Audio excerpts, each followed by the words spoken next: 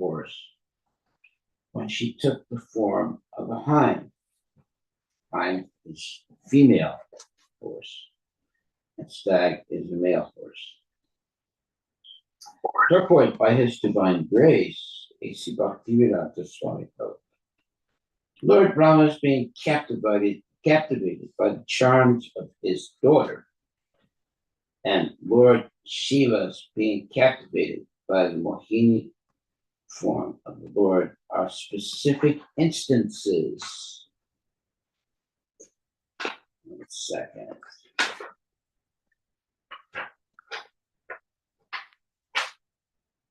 Which instruct us that even great demigods like Brahma and Shiva, what to speak of the ordinary conditioned soul, are captivated by the beauty of women. Therefore, everyone is advised that one should not freely mix, even with one's daughter, or with one's mother, or with one's sister, because the senses are so strong that when one becomes infatuated, the senses do not consider the relationship of daughter, mother, or sister. It is best, therefore, to practice controlling the senses by performing bhakti yoga, engaging in the service of Madan Mohana. Lord Krishna's name is Madana Mohana, for he can subdue the god Cupid or lust. Only by engaging in the service of Madana Mohana can one curb the dictates of Madana, Cupid. Otherwise, attempts to control the senses will fail.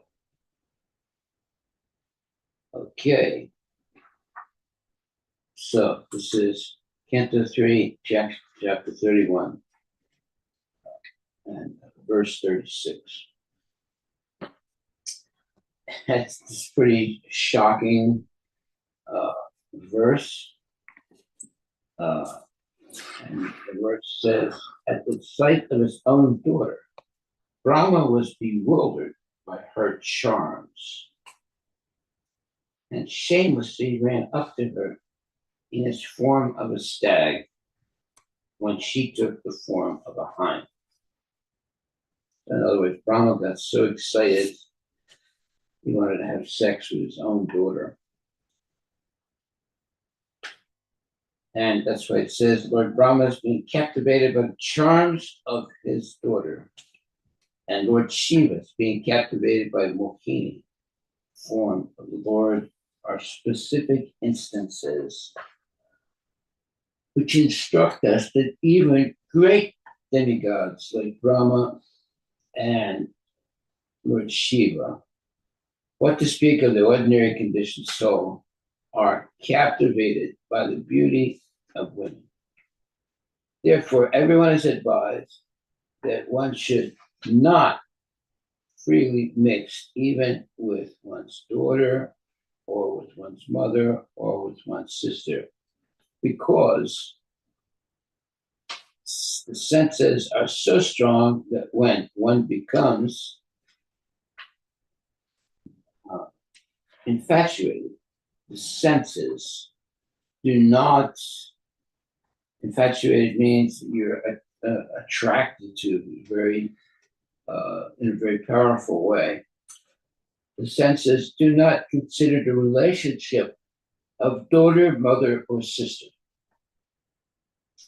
Well, there are animals like that that have sex with their mother and so forth, but it's definitely forbidden in most societies.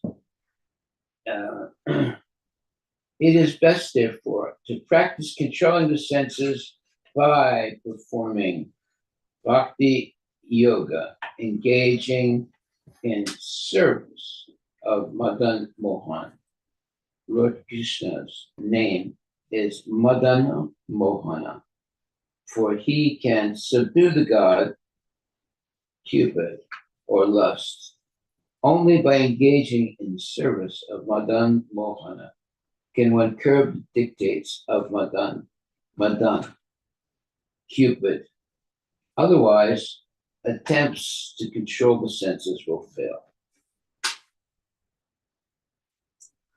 All right, so this is what you would call the ultimate, let's say, weakness of human beings. They are, unfortunately, attracted to sense gratification, even to the point where the sun or the son will be attracted to have sex with his own mother. That, of course, is the most horrible type of attraction. So, text 37. Amongst all kinds of living entities begotten by Brahma, namely men, demigods, and animals, none but the sage, Narayana, is immune to the attraction of Maya in the form of a woman. Okay. Purport by Srila Prabhupada. The first living creature is Brahma himself, and from him were created sages like Marichi, who in their turn created Kashyapa Muni and others. And Kashyapa Muni and the Manus create different demigods and human beings, etc. But there is none among them who is not attracted by the spell of Maya in the form of woman. Throughout the entire material world, beginning from Brahma down to the small, insignificant creatures like the ant, everyone is attracted by sex life. All the way down to the ants. That is the basic principle of this material world. Lord Brahma's being attracted by his daughter is the vivid example that no one is exempt from sexual attraction to women. Woman, therefore, is the wonderful creation of Maya to keep the conditioned soul in shackles. Okay. Text 38. So here, sage Narayana, is that a What's that? in the verse Yeah. translation? Sage Narayana, is Narayana the Narayana? Is it referring to the sage, or is it like as in like Narayana, the Vishnu form?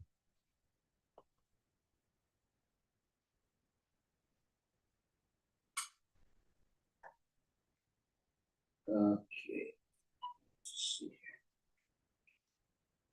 Okay, it says, but the sage Narayana. Well, sage means he is a very, let's say, advanced person in Krishna consciousness. He's like sage means he's like a saintly person. He's wise. Sage means that you're very wise.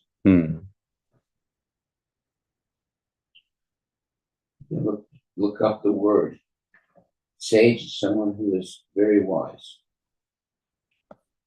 None but the sage Narayana is immune to the attraction of Maya in the form of Maya. So sage means that he's very educated. Yeah, wise.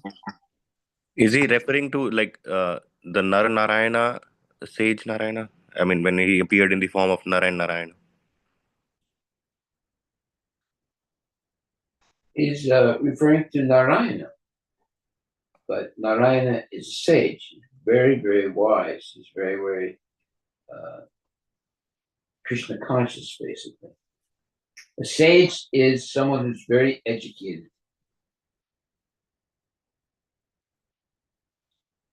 Is that what it says? Sage means wise man or woman. It Yeah. says. Yeah. Yeah. Obviously, Narayana is a very, very educated person.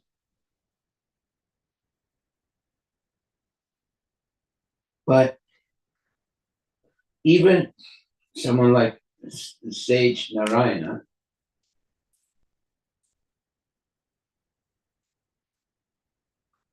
but no, only someone like sage Narayana is immune.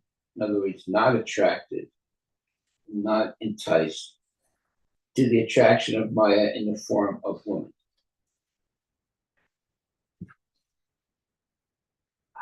But that, of course, is rare. That means that so many people in this world are attracted to have illicit activities, even with their own mother or sister. And you read about it in the newspapers sometimes. Someone is caught like that, having sex with their mother or with their sister.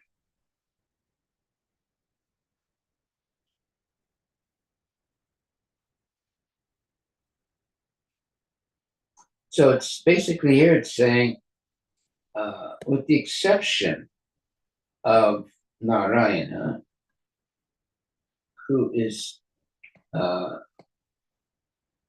immune to the attraction of Maya in the form of woman. Everybody else, like all kinds of men and women and so forth, they're all attracted to sex. Okay, and let's read the verse purport again. The first living creature is Brahma himself, and from him were created sages like Marichi, who in their turn created Kashyapa Muni and others. And Kashyapa Muni and Manus created different demigods and human beings, etc. But there is none among them who is not by the spell of Maya in the form of woman. So it means everybody, except very few people, are attracted to the form of a woman. It's called, it says, who is not attracted by the spell of Maya in the form of woman. Throughout the entire material world, beginning from Brahma down to the small, insignificant creatures like the ant, everyone is attracted by sex life. That is the basic principle of this material world. Well, who else agrees with that statement? It is Sigmund Freud. And in this way, Prabhupada said, Freud had it right that the basic principle of this material world is that people are attracted by sex life. So, although Sigmund Freud had it right, but he never explained how to become free from that infatuation. So he only had half of the truth. Let's say he only understood half the truth. He didn't understand the full truth.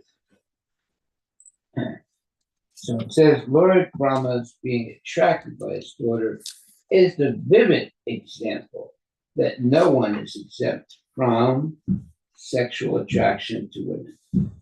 Woman, therefore, is the wonderful creation of Maya to keep the conditioned soul in shackles. All right, so that's a very significant statement. Now, should we hate women? No, not at all.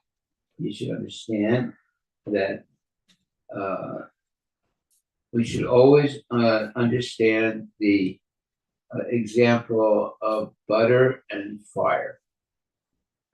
So we should never become intimate with a woman, even one's wife or mother or sister. We should have always, let's say, a very spiritual, let's say, relationship with mothers, sisters, and other people's wives, and so forth. So, what does it mean, a very Krishna consciousness relationship? You're not interested, whether it could be a man or a woman. You're not interested in their body. You're interested in their soul. So when people are overwhelmed by body-to-body relationships, they engage in sinful activities. When they are cognizant of the soul-to-soul relationship, they can control their senses and their mind. So that is what we should seek out in life, soul-to-soul relationship. So the soul does not have to engage in sex. Why? Because you don't see the bodily form of a person. You see them as a spirit soul. So therefore, you're not interested in sex.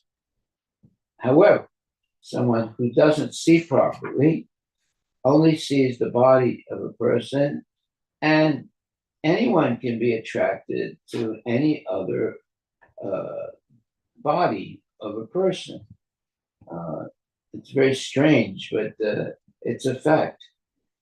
And there are examples of boys or girls having sex with their own family members, brothers, sisters, mother, father, etc.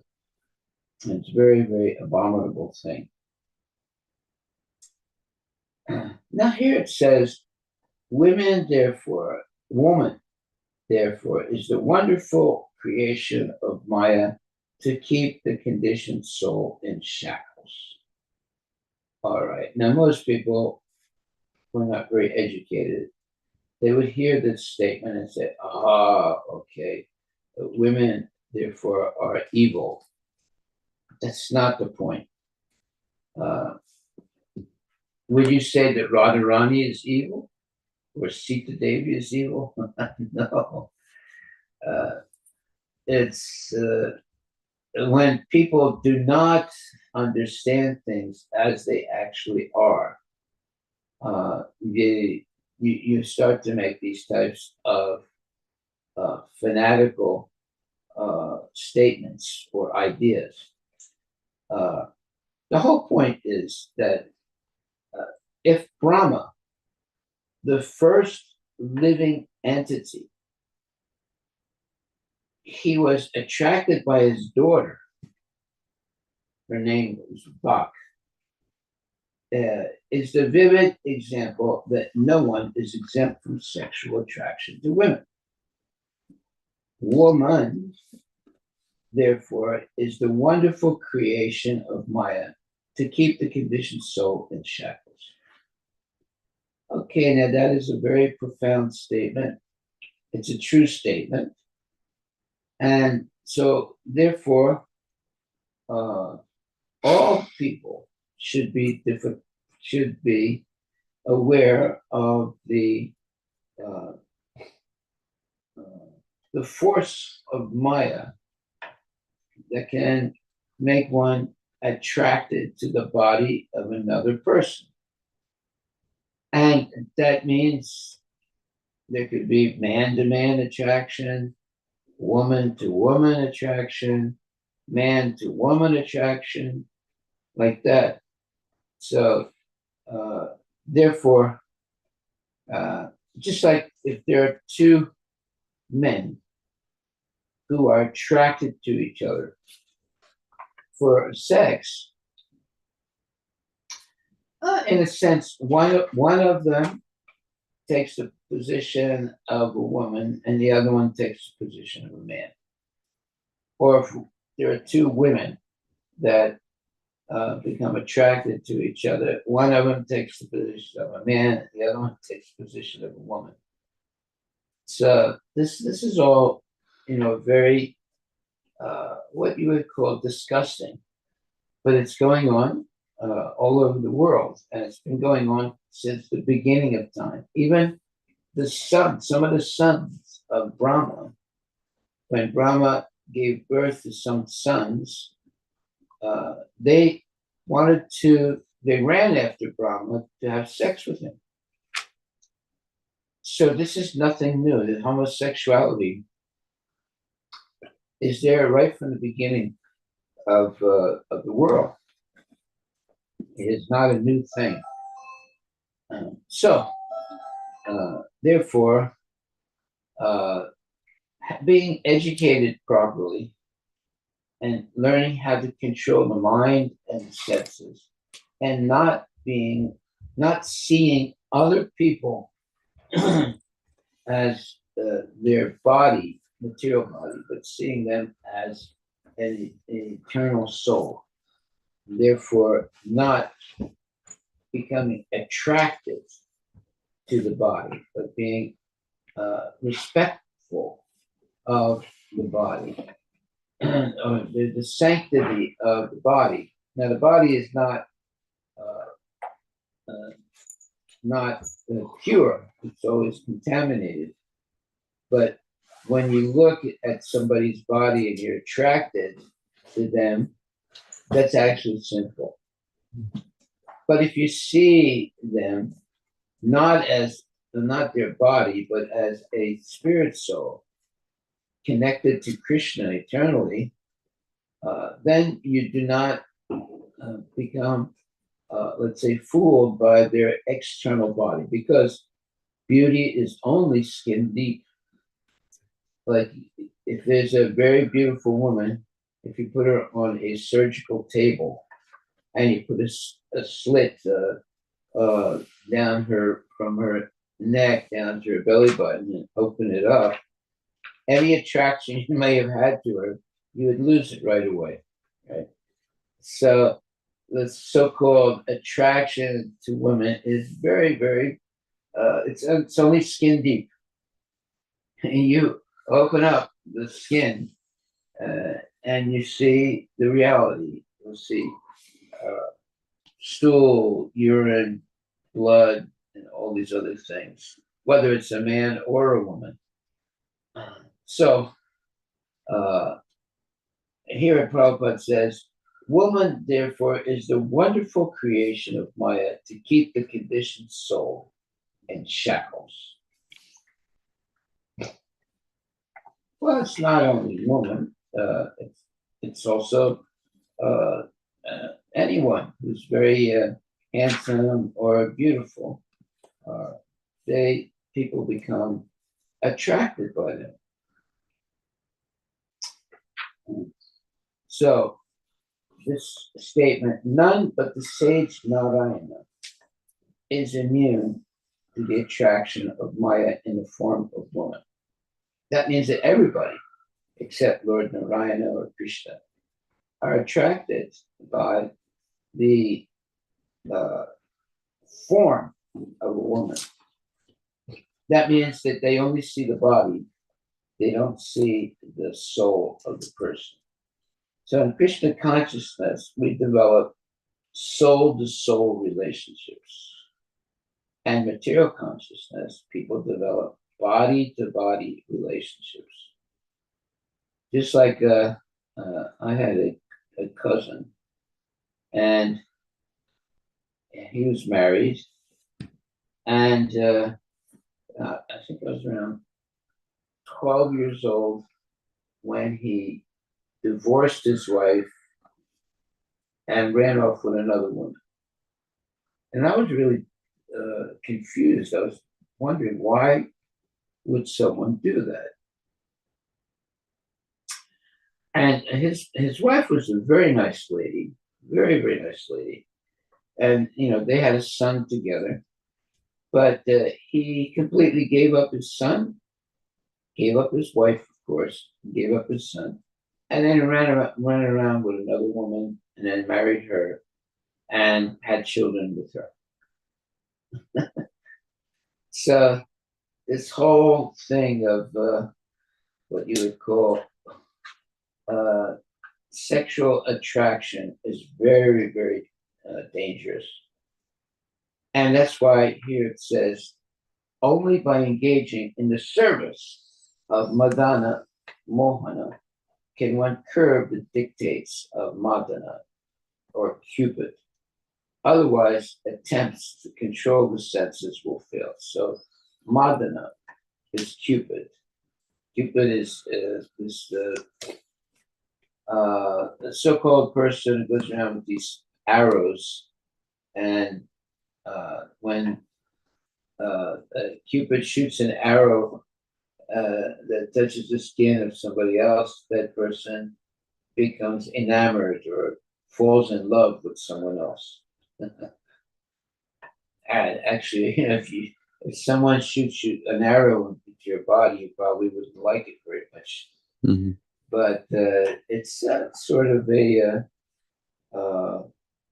it is definitely a good way of understanding how some people become completely infatuated by sex, by focusing on the bodily, let's say, assets of a woman or a man. There are men that are attracted to other men. There are women that are attracted to other women, or men who are attracted to women. So it's only by engaging in the service of Madan Mohana, meaning Krishna, can one curb the dictates of Madana, Cupid. Otherwise, attempts to control the senses will fail. Well, if you look up Cupid in the dictionary, you'll see that he is someone who helps people, let's say helps people, or in a sense forces people to be attracted to sense gratification. Why don't you look up the word Cupid? It's the god of love. He is represented as a naked winged boy with a bow and arrow. Well, I shouldn't say god of love, let's say god of sexual attraction. God of lust. Lust, yeah. Unfortunately, Cupid is very active in this material world. Okay, so it says here in text 37, throughout the entire material world, beginning from Brahma down to the small, insignificant creatures like the ant, everyone is attracted by sex life. That is the basic principle of this material world. Well, this is one thing that Sigmund Freud got right. He says the same thing, right? That was being said here by Srila Prabhupada. This attraction for sex life, that is the basic principle of this material world. Lord Brahma's being attracted by his daughter is the vivid example that no one is exempt from sexual attraction to women. Woman, therefore, is the wonderful creation of Maya to keep the conditioned soul in shackles.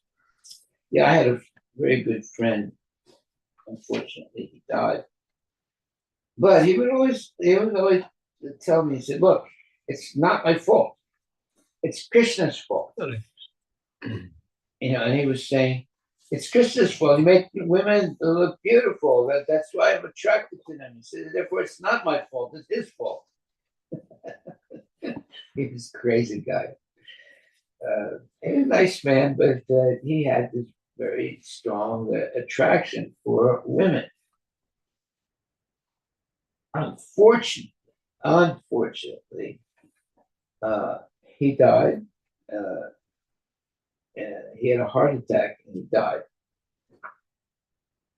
because, and then I met his wife, a little bit after he died, and basically, she told me that she felt guilty because the husband had a pacer, because he had several strokes, so he had a weak body, and in other words, she told me, she said, she didn't say it in a gross way, but like she hinted that the day that he died is because they had sex.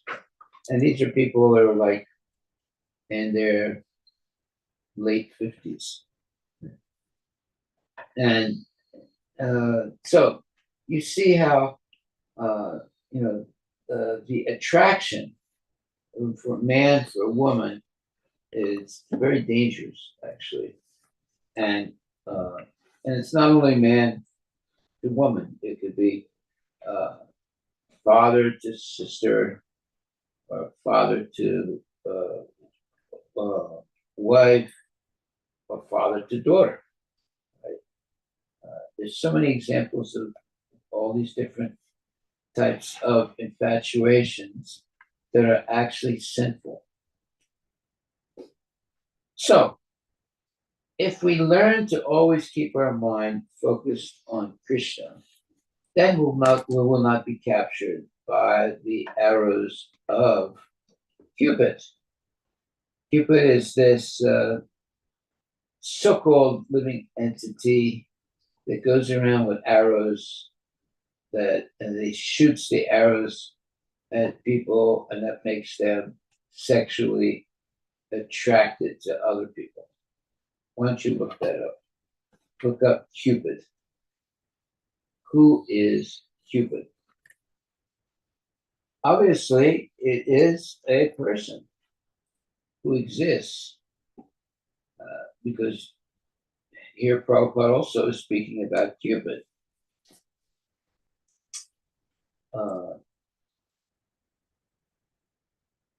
ChatGPT says Cupid is the Roman god of love and desire,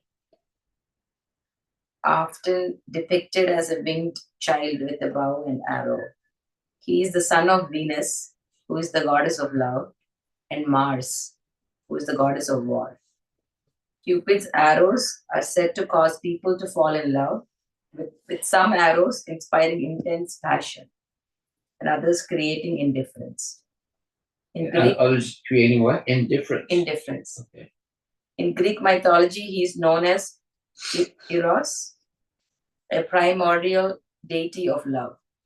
One of the Actually, it should be lust. Yeah, it says love and desire, the initial one. One of the most famous myths involving Cupid is his love story with Psyche, a mortal woman. Their tale explores themes of love, trust, and redemption, ultimately ending with Psyche becoming immortal and joining Cupid in divine union. I don't know if that's really bona fide. This is what ChatGPT said. And then it also did a comparison between Cupid and Kamadev. And what does it say? It says They're the same person. there is a small contrast here. So the weapon used to represent Cupid is bow and arrows, and Kamadev, it's a bow of sugarcane and flower arrows.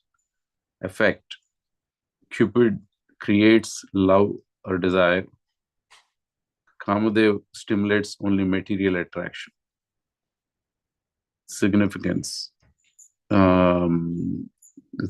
Cupid is considered the god of romantic love, And in case of Kamadev, is the divine influence in worldly attraction. So Kamadev is actually the material. So the more appropriate representation is Kamadev, because he's purely representing lust. Well, in this purport by Prabhupada, he says, Lord Krishna's name is Madana Mohan, for he can subdue the god Cupid for lust. Only by engaging in the service of Madana Mohana can one curb the dictates of Madana Cupid.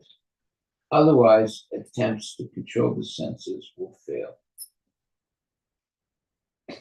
So, in Krishna consciousness, there is someone called Madana, and in the more mundane way of referring to Madana is Cupid, the so-called demigod of love, but actually it's lust. It's not actually love.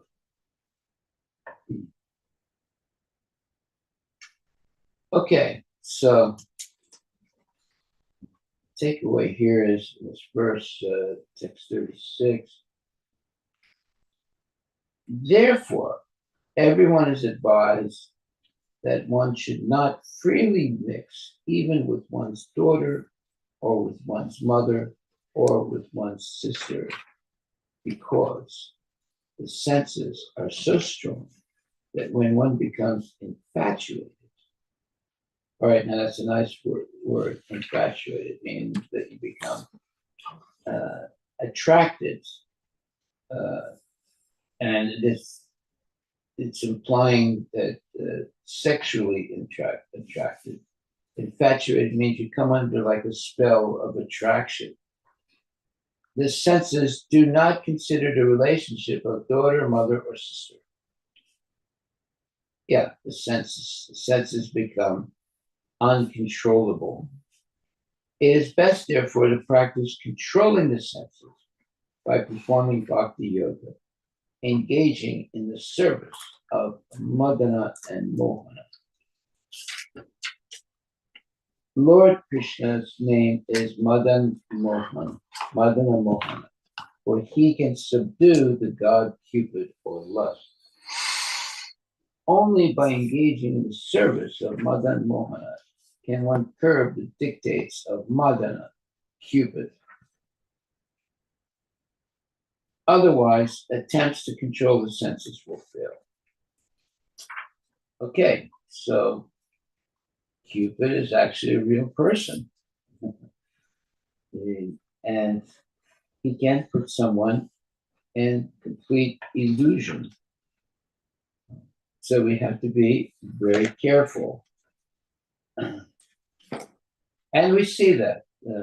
I had a friend of mine, he was a devotee, and then he got involved with he was married, he had children, his wife was a very good devotee, and then he got involved with some other woman. Eventually that ruined their marriage, and the wife wanted a divorce, and she got it. And he ended up with this other woman that he was infatuated to. And it basically ruined his spiritual life, obviously. And he stopped being a devotee. So this is how dangerous it is to have this weakness of sexual attraction for other people. So here it says that therefore everyone is advised that one should not freely mix even with one's daughter or with one's mother or with one's sister, because the senses are so strong that when one becomes infatuated, the senses do not consider the relationship of daughter, mother, or sister. Very profound statement. It is best, therefore, to practice controlling the senses by performing bhakti yoga, engaging in the service of Madan Mohana. Lord Krishna's name is Madan Mohana, for he can subdue the god Cupid or lust. Oh, so in other words, when you're infatuated by the beauty of Krishna, then the so-called god Cupid or lust cannot take advantage of your consciousness. Only by engaging the service of Madan Mohana, or meaning Krishna, can one curb the dictates of Madana or Cupid. Otherwise, attempts to control the senses will fail. Okay, so engaging in Krishna consciousness activities is the solution to this problem of Cupid or lust. Lust means you have a sexual desire that is very difficult to control. So when a person is subjected to that sexual desire, that weakness can continue throughout your whole life. That you will not be able to control your senses due to sexual attraction. So some people, right up to the moment of life, have this lusty desires, and it ruins their life. And of course, they take birth again.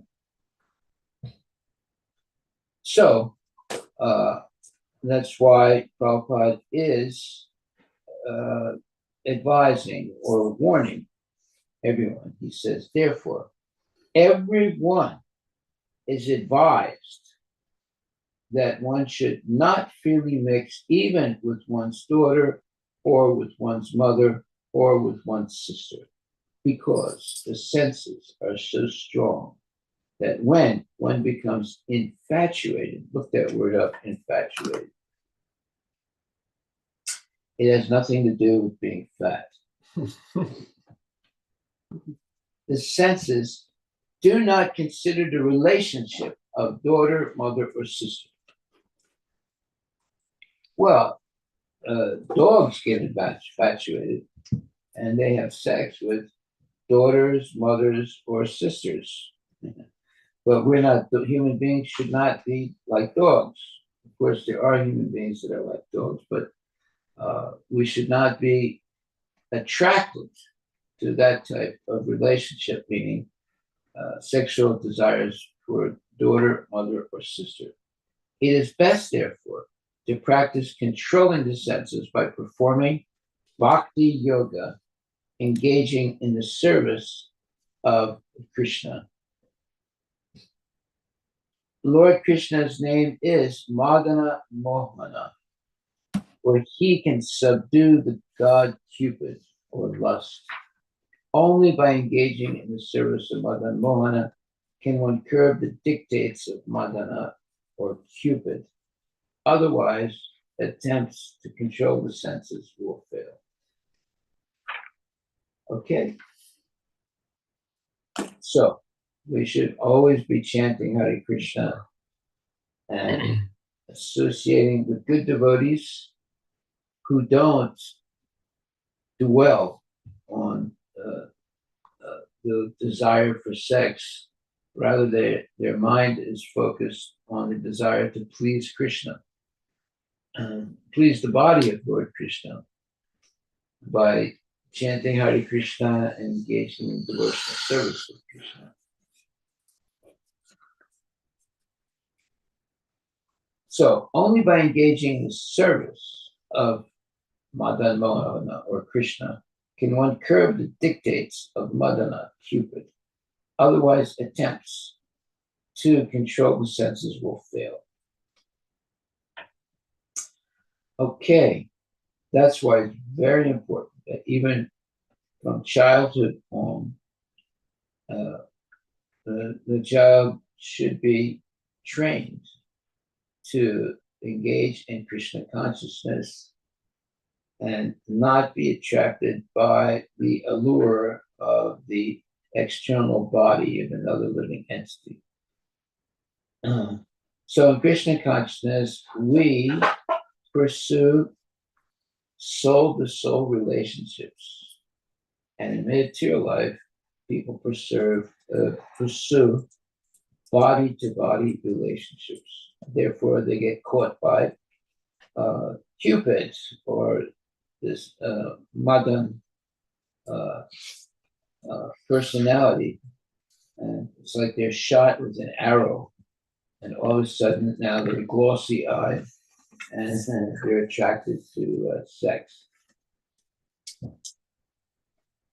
Okay, text 37. Amongst all kinds of living entities begotten by Brahma, namely men, demigods, and animals, none but the sage Narayana is immune to the attraction of Maya in the form of woman. Purport by Srila Prabhupada. Well, we read that already, but we'll read it again. The first living creature is Brahma himself, and from him were created sages like Marichi, who in their turn created Kashyapa Muni and others. And Kashyapa Muni and the Manas created different demigods and human beings, etc. But there is none among them who is not attracted by the spell of Maya in the form of woman. Throughout the entire material world, beginning from Brahma down to the small, insignificant creatures like the ant, everyone is attracted by sex life. That is the basic principle of this material world. Well, you never really think of ants being sexually attracted, but they are. That's why there's so many ants in the world. That is the basic principle of this material world, meaning that sexual attraction is the basic principle of this material world. Lord Brahma's being attracted by his daughter is the vivid example that no one is exempt from sexual attraction to a woman. Woman, therefore, is the wonderful creation of Maya to keep the conditioned soul in shackles. Okay, so this is due to not seeing things correctly. When we see things through the prism of lust, then we become attracted to the body of someone. If we see things through the prism of Krishna consciousness, we're not interested in the body, we're interested in the soul. Therefore, right from early age, children should be educated in seeing the difference between the body and the soul. And therefore, one should be attracted to the body of a person, to the soul of a person rather than the body of a person. The body, by the way, is always changing. And beauty is also only skin deep. So it's illusory. Someone who has a very handsome or pretty body, that attraction is illusory because the person is not going to look like that forever. And we have pictures that, you can go on the internet and see pictures of movie stars when they were in their prime period, let's say in their 30s or 20s. And they were very handsome or beautiful. And then it shows you a picture of them now in their 60s or 70s, right? And you see that they have aged a lot, right? So that's the reality. The reality is that beauty is only skin deep. It's not a permanent thing. So the main statement here is only by engaging in the service of Madan Mohana can one curb the dictates of Madana or Cupid. Otherwise, attempts to control the senses will fail. So who is Madan Mohana? Mohana is Krishna. Krishna's name is Madana Mohana, for he can subdue the god Cupid or lust. Only by engaging in the service of Madana Mohana can one curb the dictates of Madana Cupid. Otherwise, attempts to control the senses will fail. So this is a very profound statement. It also says, it is best, therefore, to practice controlling the senses by performing bhakti yoga, engaging in service of Lord Krishna, or Madan Mohan, which is another name of Lord Krishna. But he can subdue the god Cupid or lust. Only by engaging in the service of Madan Mohana can one curb the dictates of Madana or Cupid. Otherwise, attempts to control the senses will fail. Hare Krishna Maharaj. Yeah. In 37, text 37, it says, none but the sage Narayana or Krishna is immune to the attraction of Maya in the form of woman. Yes. In Bhagavatam, Krishna is attracted to Radharani, but Radharani is not Maya. She's in the form of woman, but she's not Maya. Krishna is also attracted. Is he attracted by the gopis and Rukmini Devi and others? Are they Maya? Or how should we think about that? Well, everything depends on how you see things. So if you see the soul of the person, then you're not attracted to the body of the person. Now, in the case of someone like Krishna or some other incarnation of the Lord, there's no difference between the body and the soul. But in mundane persons, there always is a difference between the body and the soul. So therefore, we should have soul-to-soul relationships, not body-to-body relationships. That requires knowledge and the ability to control the senses.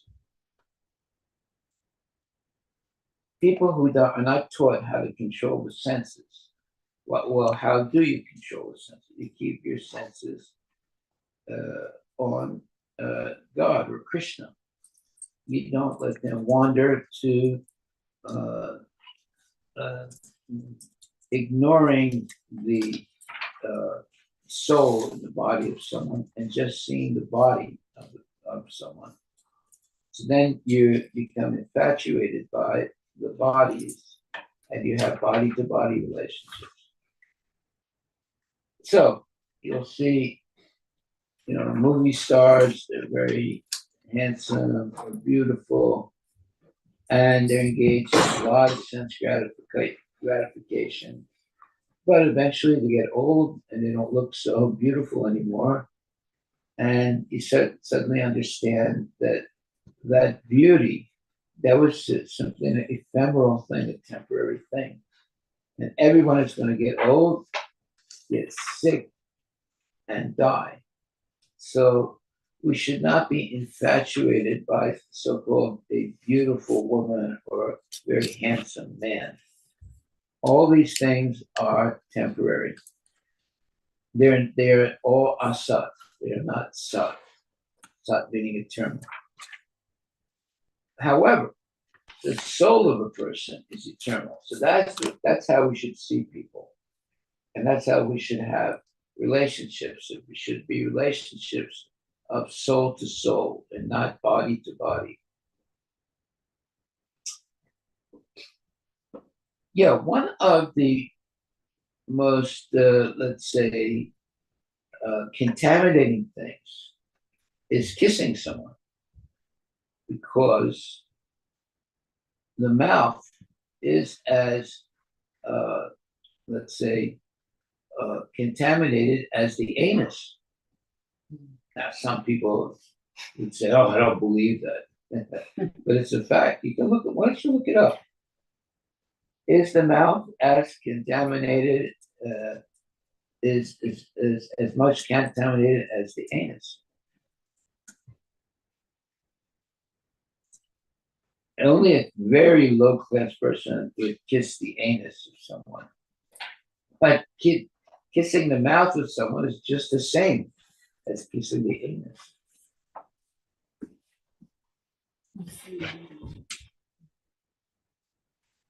What does it say? Yeah, when you think of the dirtiest parts of the body, you may not think about your mouth. However, when it comes to bacteria, the mouth is incredibly dirty and has hundreds of different types of bacteria living at any given moment. Does it say anything about the anus and the mouth?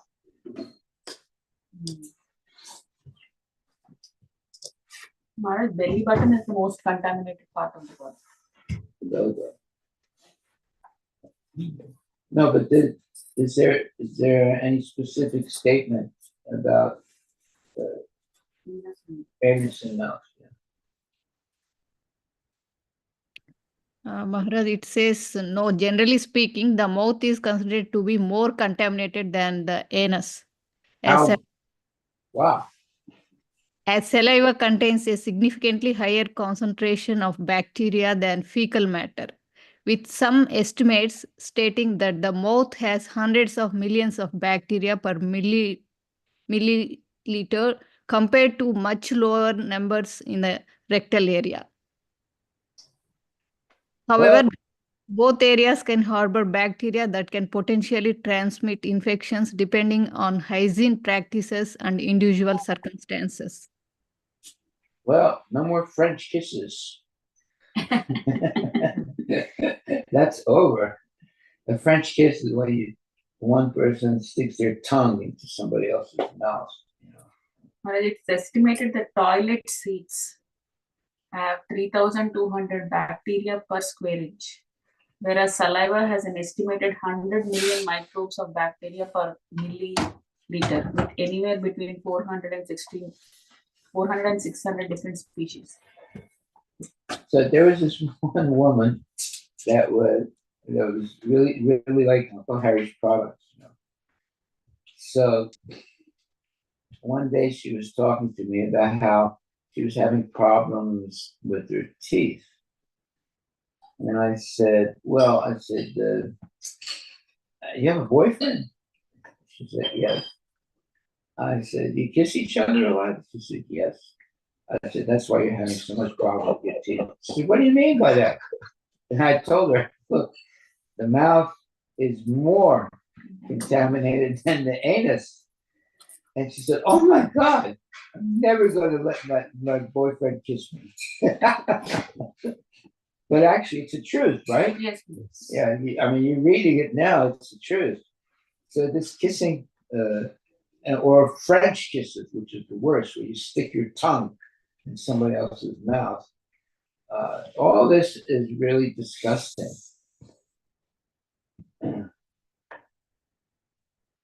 Even the handshake is not really good either. Because you never know what a person has touched before they shake your hand. In the olden culture, all of these are prohibited, Maharaj. Yeah. You never touched anybody. You Yeah. just said namaste. Exactly. You wouldn't eat. If somebody touched it and then left it, you would not eat it. You also never hugged also, actually. What's that? Yeah. You didn't hug anybody else. You just said namaste and like you showed Haribol. Haribol, yeah. Yeah, look, hygiene is something that is not very much followed in normal life. You know, because people be kissing each other all the time and shaking hands. You don't know if they wash their hands before they shake your hand. Right? But even if they shake their hand, that doesn't kill all the bacteria. People think, well, I wash my hands and it's clean, but that's just washing your hands with soap does not really sanitize them. You know? Yeah, so it's very difficult to have these body-to-body relationships. It's better to have soul-to-soul relationships. Apparently, there are 10 times more germs on your mobile phone than a toilet seat. Wow. You're touching everything. No, mouth. You're talking, no? The mouth. Oh, from the mouth? Yeah, mouth is the dirtiest organ, right? Yeah, so we're living in a germ-infested atmosphere. So we have to be very, very careful. Yeah, how do people catch colds? Like, for example, there are people that will sneeze into their hand, and then if they're like in school, the kid will go up and down on the staircase of the school, putting his hand on the what do you call that? Railing. Railings. Yeah. So he's just passing his germs, and then other kids will come and touch the railing, and then go like this to their nose or their mouth, and then they catch cold. That's how easy it is to They catch say cold. doorknobs, Maharaj. Doorknobs Yeah. also, yeah, definitely. Yeah.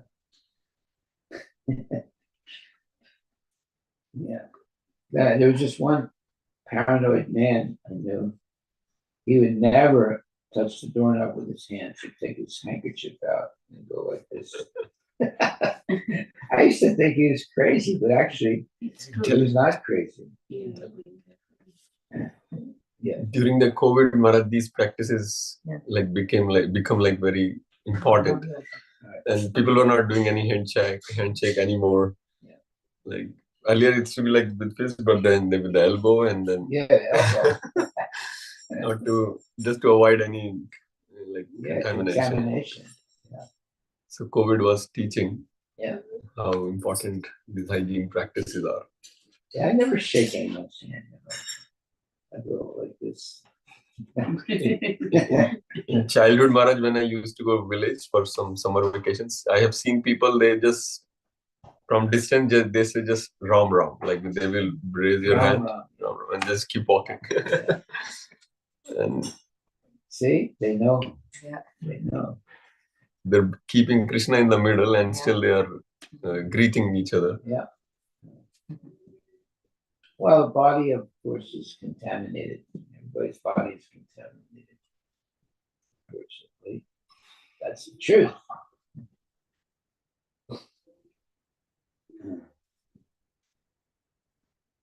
So, this takeaway from this verse, text 36, is therefore, everyone is advised that one should not freely mix even with one's daughter, or with one's mother, or with one's sister, because the senses are so strong that when one becomes infatuated, the senses do not consider the relationship of daughter, mother, or sister. It is best, therefore, to practice controlling the senses by performing bhakti yoga, which means engaging in the service of Lord Krishna, whose other name is Madan Mohan, for he can subdue the god Cupid or lust. Only by engaging in the service of Madan Mohana or Krishna can one curb the dictates of Madan Mohana or Cupid, dictates of Madana or Cupid. Otherwise, attempts to control the senses will fail. Whoa. Yeah. So this Cupid is a very dangerous person. He goes around shooting arrows, and then those arrows are have poisonous tips that make you attracted to another person's body. Yeah. All right. So now I think we're over time. Yes, ma'am. Yeah. So any questions? Any questions anyone has or comments? Questions or comments?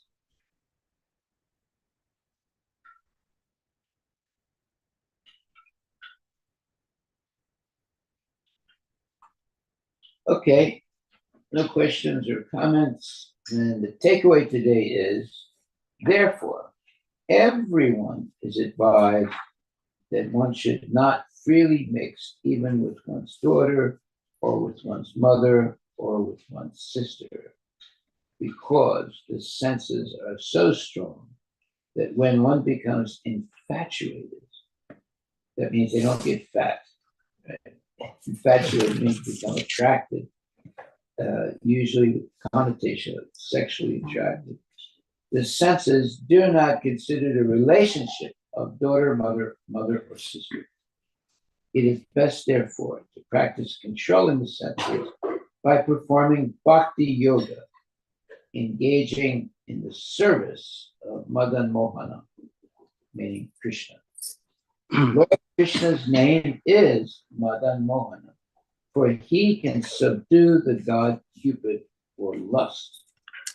Only by engaging in the service of Madan Mohana can one curb the dictates of Madana, Cupid. Otherwise, attempts to control the senses will fail. Okay, so there's a real benefit in being Krishna conscious. Hare Krishna, Maharaj. Yeah. Hello. Yes, go ahead. So my question, Maharaj, is that in the purports, Srila Prabhupada is putting in the references to Krishna, but it looks like between cantos 3 through 9, really it's other topics, not really like Krishna. Is that true? I mean, there is discussion about other personalities, but not really Krishna in pastimes with Radharani or any of that, right? Although Srila Prabhupada is putting in the references in the purport. Well, when you get to the 10th canto, then there's a lot of information about Krishna and Radharani. Right. Yes, Maharaj. But before you get to the 10th canto, from the beginning of the Bhagavatam to the end of the 9th canto, there's a lot of information of how people become infatuated with Maya and become victimized, and how to control that. So once you understand how to control the infatuation to Maya, then in the 10th canto, where it talks almost exclusively about the relationship between the living entity and the Supreme Personality of Godhead. Yeah. Thank you, Maharaj. Yeah. Hare Krishna. It takes 9 cantos to be gradually free from the infatuation of Maya. Yeah. You hear so many stories going both ways, someone falling in love with Krishna or someone falling in love with Maya.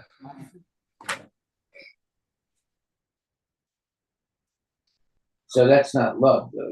If you're attracted to Maya, it's lust. Okay, so our takeaway today is throughout the entire world, beginning from Brahma down to the small, insignificant creatures like the ant, everyone is attracted by sex life. That is the basic principle of this material world. Now, most people don't think like that. They think that only human beings are engaged in sex life. But actually, everybody, all living entities, including ants, are engaged in sex life and sexual infatuation. So we live in a dangerous atmosphere of the material world. And we can overcome the downside, the infatuation of sense gratification by engaging the senses and pleasing the senses of Krishna. Krishna also has senses. So instead of engaging our whole life in satisfying our own senses, if we spend our whole life in pleasing the senses of Krishna, we become purified. So Krishna has arms, legs, he has everything that we have. So we should meditate on Krishna's bodily, attributes and offer service to the body of Krishna. So then devotees are sometimes massaging the body of Krishna. They are dressing the body of Krishna. They're bathing the body of Krishna. They're massaging the body of Krishna. So many ways of serving the body of Krishna instead of serving the body of mundane people. Okay, so I think we're past our time. Our takeaway today is Brahma's being attracted by his daughter is the vivid example that no one is exempt from sexual attraction to a woman. Woman, therefore, is the wonderful creation of Maya to keep the conditioned soul in shackles. Well, therefore, when we look at someone, we don't, and as a devotee, we don't exactly look at their body. We become cognizant of the fact that in their body, they have the presence of Krishna.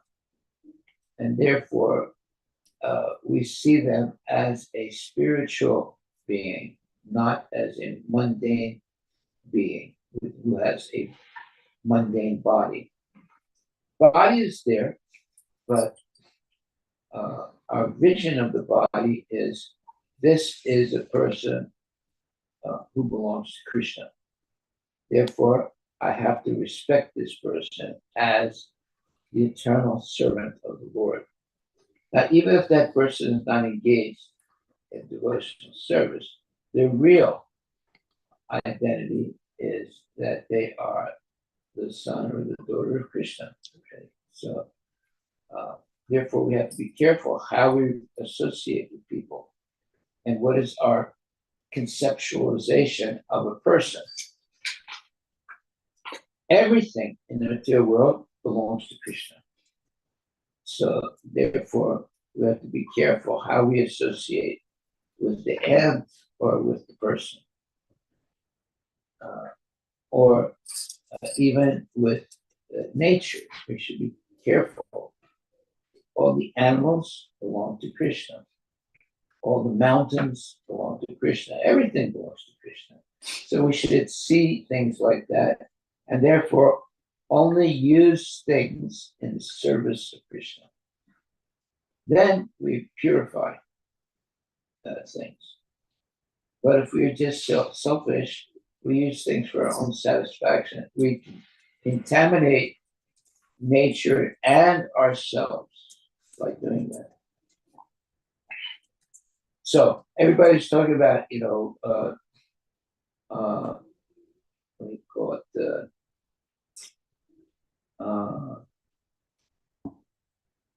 They are concerned about Mother Nature, and like they will collect all their trash and put it in a certain bag, and then the trash collector comes. They'll just throw things on the ground, right? So they are. They want to, what do you call it? They want to have a clean life. And what is it called? They're interested in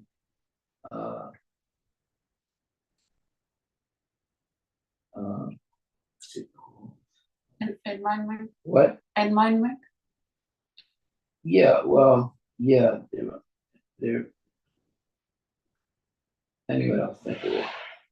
They're they will compost, Composting. right? They will put the glass bottles, in a special bag or something, and they will not. They don't want to contaminate nature, so forth, by composting and so forth. So that's good. It's not bad to do that. But the best thing to do is to have a very simple life without opulence of eating all kinds of different foods. Having a simple diet is much better than having an opulent diet all the time. And bathing regularly is very important. Also, walking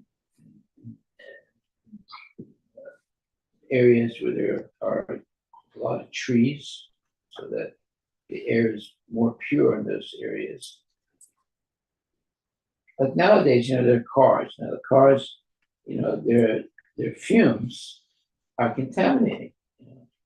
Like a bus, if you're walking and a big bus comes past you, So the fumes from the bus are contaminating, and you're breathing them in. I always hold my breath when I pass a bus, or when a bus passes by me. So there are a lot of contaminating things today, and that are. It's not like living in a pristine forest where there's no industries. Like the industrial companies, they dump their refuge often in the river, right? And it contaminates the river.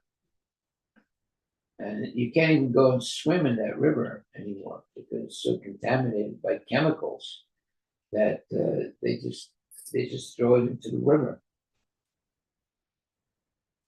So we have to be very careful nowadays to find let's say, a pure source of water. Well, yeah, I can tell you where you find a pure source of water.